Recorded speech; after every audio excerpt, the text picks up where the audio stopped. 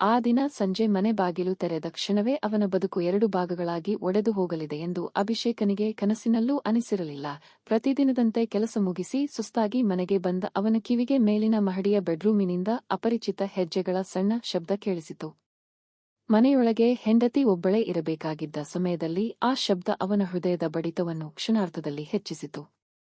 ಮೆಟ್ಟಿಲುಗಳನ್ನು ನಿಧಾನವಾಗಿ ಏರಿ ಬೆಡ್ರೂಮ್ ಬಾಗಿಲು ತೆರೆದಾಗ ಒಳಗೆ ನಿಂತಿದ್ದ ಅಪರಿಚಿತ ವ್ಯಕ್ತಿಯನ್ನು ಕಂಡ ಕ್ಷಣ ಅವನ ಕಣ್ಣೆದುರೇ ಇಡೀ ಜೀವನವೇ ಕುಸಿದು ಬಿದ್ದಂತೆ ಅನಿಸಿತು. ಆದರೆ ಆ ಕ್ಷಣದಲ್ಲಿ ಕಂಡ ದೃಶ್ಯವೇ ಸಂಪೂರ್ಣ ಸತ್ಯವಾಗಿರಲಿಲ್ಲ ಎಂಬುದು ಕೆಲವೇ ಗಂಟೆಗಳಲ್ಲಿ ಅವನಿಗೆ ತಿಳಿಯಲಿತ್ತು. ಅಭಿಷೇಕ ಬೆಂಗಳೂರಿನ ಖಾಸಗಿ ಕಂಪನಿಯಲ್ಲಿ ಹಿರಿಯ ಇಂಜಿನಿಯರ್ ಆಗಿದ್ದ. ಅವನ ಪತ್ನಿ ಮೇಘನಾ ಶಾಲೆಯ ಶಿಕ್ಷಕಿ. 5 ವರ್ಷಗಳ ದಾಂಪತ್ಯ ಜೀವನದಲ್ಲಿ ಅವರಿಬ್ಬರ ನಡುವೆ ದೊಡ್ಡ ಜಗಳವೇ ಆಗಿರಲಿಲ್ಲ. ಇಬ್ಬರೂ ತಮ್ಮ ತಮ್ಮ ಕೆಲಸದಲ್ಲಿ ಬ್ಯುಸಿಯಾಗಿದ್ದರೂ ಪರಸ್ಪರ ಗೌರವ ಮತ್ತು ನಂಬಿಕೆಯನ್ನು ಉಳಿಸಿಕೊಂಡಿದ್ದರು. ನಗರದ ಗದ್ದಲದಿಂದ ದೂರ ಇರುವ ಒಂದು ನೆಮ್ಮದಿಯ ಬಡಾವಣೆಯಲ್ಲಿ ಅವರು ಹೊಸ ಮನೆ ಕಟ್ಟಿಕೊಂಡಿದ್ದರು. ನೆರೆಹೊರೆಯವರೊಂದಿಗೆ ಸಹ ಒಳ್ಳೆಯ ಸಂಬಂಧ ಇತ್ತು.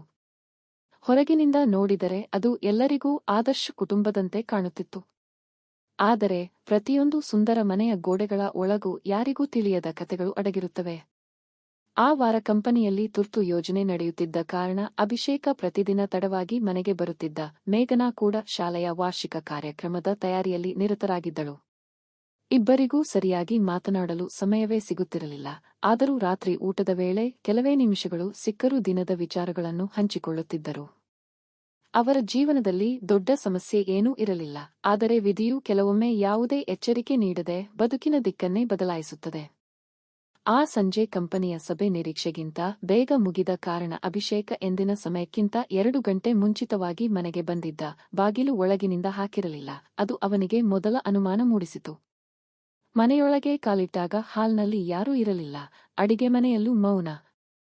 ಮೇಲಿನ ಮಹಡಿಯಿಂದ ಮಾತ್ರ ಮೃದುವಾದ ಹೆಜ್ಜೆಗಳ ಶಬ್ದ ಕೇಳಿಸಿತು. ಅವನು ನಿಧಾನವಾಗಿ ಮೆಟ್ಟಿಲು ಹತ್ತಿದ. ಬಾಗಿಲಿನ ಸಣ್ಣ ಬಿರುಕು ಮೂಲಕ ಒಳಗೆ ನೋಡಿದಾಗ ಅಪರಿಚಿತ ವ್ಯಕ್ತಿಯೊಬ್ಬ ಅಲಮಾರಿಯ ಬಳಿ ನಿಂತಿರುವುದು ಕಾಣಿಸಿತು. ಆ ಕ್ಷಣ ಅವನ ಮನಸ್ಸು 1000 ದಿಕ್ಕುಗಳಿಗೆ ಓಡಿತು. ಕೋಪ, ಭಯ, ಅನುಮಾನ ಮತ್ತು ನೋವು ಒಂದೇ ವೇಳೆ ಅವನನ್ನು ಆವರಿಸಿತು. ಅವನು ಬಾಗಿಲನ್ನು ವೇಗವಾಗಿ ತೆರೆದ.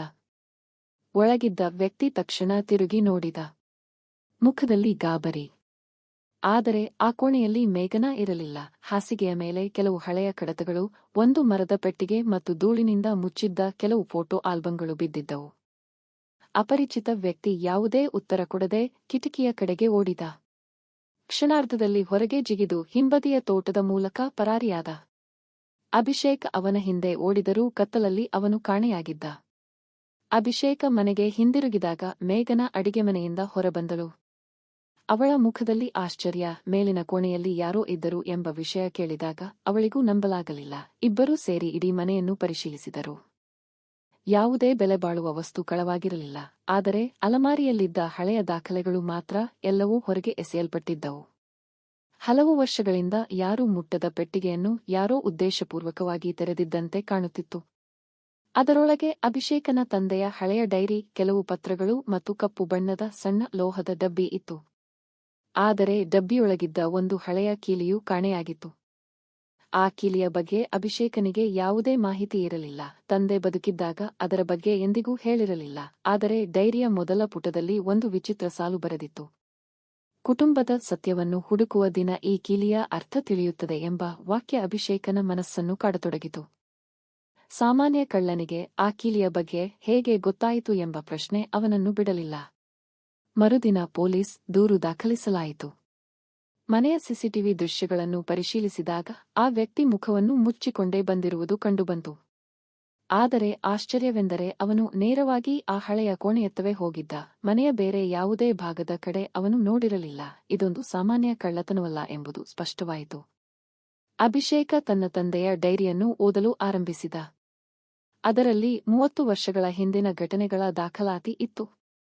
ಒಂದು ಗ್ರಾಮದಲ್ಲಿ ನಡೆದ ಜಮೀನು ವಿವಾದ, ನಾಪತ್ತೆಯಾದ ದಾಖಲೆಗಳು ಮತ್ತು ಒಬ್ಬ ನಿಷ್ಠಾವಂತ ಸ್ನೇಹಿತನ ಬಗ್ಗೆ ಉಲ್ಲೇಖಗಳಿದ್ದವು.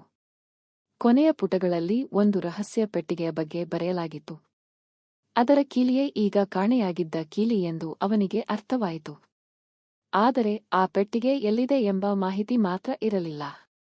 ಅದೇ ಸಮಯದಲ್ಲಿ ಮನೆಯ ಸುತ್ತ ಅಪರಿಚಿತ ವ್ಯಕ್ತಿಯ ಚಲನವಲನ ಮತ್ತೆ ಕಾಣಿಸತೊಡಗಿತು. ರಾತ್ರಿ ಹೊತ್ತು ಯಾರೋ ದೂರದಿಂದ ಮನೆಯತ್ತ ಗಮನಿಸುತ್ತಿರುವಂತೆ ಅನುಭವವಾಗುತ್ತಿತ್ತು. ಮೇಘನ ಭಯದಿಂದ ಒಬ್ಬಳೇ ಮನೆಯಲ್ಲಿರಲು ಹೆದರತೊಡಗಿದಳು. ಅಭಿಷೇಕನಿಗೂ ಇದು ಕೇವಲ ಹಳೆಯ ಆಸ್ತಿಯ ವಿಚಾರವಲ್ಲ, ತನ್ನ ಕುಟುಂಬದ ಭೂತಕಾಲಕ್ಕೆ ಸಂಬಂಧಿಸಿದ ದೊಡ್ಡ ರಹಸ್ಯ ಎಂದು ಅನಿಸಿತು. ಕೆಲ ದಿನಗಳ ಬಳಿಕ ತಂದೆಯ ಹಳೆಯ ಸ್ನೇಹಿತನನ್ನು ಭೇಟಿ ಮಾಡಿದಾಗ ಎಲ್ಲವೂ ನಿಧಾನವಾಗಿ ಸ್ಪಷ್ಟವಾಗತೊಡಗಿತು. ಹಲವು ವರ್ಷಗಳ ಹಿಂದೆ ಕೆಲವು ಜನರು ಅಕ್ರಮವಾಗಿ ಜಮೀನು ಕಬಳಿಸಲು ಯತ್ನಿಸಿದ್ದರು. ಅದಕ್ಕೆ ಸಂಬಂಧಿಸಿದ ಮೂಲ ದಾಖಲೆಗಳನ್ನು ಅಭಿಷೇಕನ ತಂದೆ ಸುರಕ್ಷಿತವಾಗಿ ಅಡಗಿಸಿದ್ದರು. ಅವು ಸಿಕ್ಕರೆ ಅನೇಕ ನಿರಪರಾಧ ಕುಟುಂಬಗಳಿಗೆ ನ್ಯಾಯ ಸಿಗುತ್ತಿತ್ತು.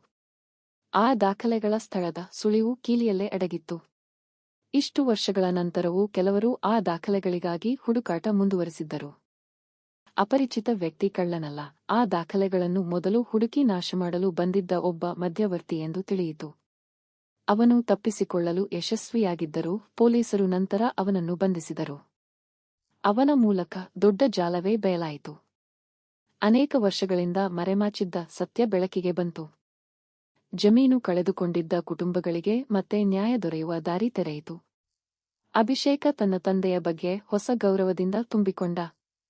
ಬದುಕಿದ್ದಾಗ ಏಕೆ ಅನೇಕ ವಿಷಯಗಳನ್ನು ಹೇಳಲಿಲ್ಲ ಎಂಬ ಪ್ರಶ್ನೆಗೆ ಈಗ ಉತ್ತರ ಸಿಕ್ಕಿತ್ತು. ಕುಟುಂಬದ ಸುರಕ್ಷತೆಗಾಗಿ ಅವರು ಮೌನವಾಗಿದ್ದರು. ಮೇಘನಾ ಕೂಡ ಆ ಸಂಕಷ್ಟದ ದಿನಗಳಲ್ಲಿ ಅಭಿಷೇಕನ ಜೊತೆ ದೃಢವಾಗಿ ನಿಂತಳು. ಮೊದಲ ಕ್ಷಣದಲ್ಲಿ ಹುಟ್ಟಿದ್ದ ಅನುಮಾನಗಳು ಈಗ ನಂಬಿಕೆಗೆ ಜಾಗ ಬಿಟ್ಟಿದ್ದವು. ಒಂದು ಕ್ಷಣದ ದೃಶ್ಯವನ್ನು ನೋಡಿ ಜೀವನದ ಬಗ್ಗೆ ತೀರ್ಮಾನಿಸುವುದು ಎಷ್ಟು ಅಪಾಯಕಾರಿ ಎಂಬುದನ್ನು ಇಬ್ಬರೂ ಅರ್ಥ ಮಾಡಿಕೊಂಡರು. ಆ ಸಂಜೆ ಬೆಡ್ರೂಮಿನಲ್ಲಿ ಕಂಡ ಅಪರಿಚಿತ ವ್ಯಕ್ತಿ ಅವರ ದಾಂಪತ್ಯವನ್ನು ಒಡೆಯಲು ಬಂದವನಲ್ಲ, ಅವರ ಕುಟುಂಬದ ಮರೆಮಾಚಿದ ಇತಿಹಾಸವನ್ನು ಮತ್ತೆ ಜೀವಂತಗೊಳಿಸಲು ವಿಧಿಯೇ ಕಳುಹಿಸಿದ ಸಂಕೇತವಾಗಿದ್ದ. ಆ ಒಂದು ಘಟನೆ ಇಲ್ಲದಿದ್ದರೆ ಅವರ ತಂದೆಯ ಸತ್ಯ, ಅನೇಕ ಕುಟುಂಬಗಳ ನ್ಯಾಯ ಮತ್ತು ವರ್ಷಗಳ ಹಿಂದಿನ ಅಪೂರ್ಣ ಕತೆ ಎಂದಿಗೂ ಬೆಳಕಿಗೆ ಬರುತ್ತಿರಲಿಲ್ಲ. ಕೆಲವೊಮ್ಮೆ ನಮ್ಮ ಜೀವನದಲ್ಲಿ ಅತಿದೊಡ್ಡ ಭಯವನ್ನು ಉಂಟುಮಾಡುವ ಘಟನೆಗಳೇ ನಂತರ ಅತ್ಯಂತ ದೊಡ್ಡ ಸತ್ಯದ ಬಾಗಿಲು ತೆರೆಸುತ್ತವೆ. ನಂಬಿಕೆ, ತಾಳ್ಮೆ ಮತ್ತು ಸತ್ಯದ ಹುಡುಕಾಟ ಎಂದಿಗೂ ವ್ಯರ್ಥವಾಗುವುದಿಲ್ಲ ಎಂಬ ಪಾಠವನ್ನು ಅಭಿಷೇಕ ಮತ್ತು ಮೇಘನಾ ತಮ್ಮ ಬದುಕಿನ ಮೂಲಕ ಅರಿತುಕೊಂಡರು. ನಿಮ್ಮ ಅಮೂಲ್ಯ ಅಭಿಪ್ರಾಯವನ್ನು ಕಾಮೆಂಟ್ನಲ್ಲಿ ಹಂಚಿಕೊಳ್ಳಿ, ಲೈಕ್ ಮಾಡಿ, ಈ ಕಥೆಯನ್ನು ನಿಮ್ಮ ಆತ್ಮೀಯರೊಂದಿಗೆ ಶೇರ್ ಮಾಡಿ. ಇಂತಹ ಇನ್ನಷ್ಟು ಮನ ಮುಟ್ಟುವ ಕಥೆಗಳಿಗಾಗಿ ಕಥೆಗಳ ಮನೆ ಜೊತೆ ಸದಾ ಸಂಪರ್ಕದಲ್ಲಿರಿ. ಧನ್ಯವಾದಗಳು.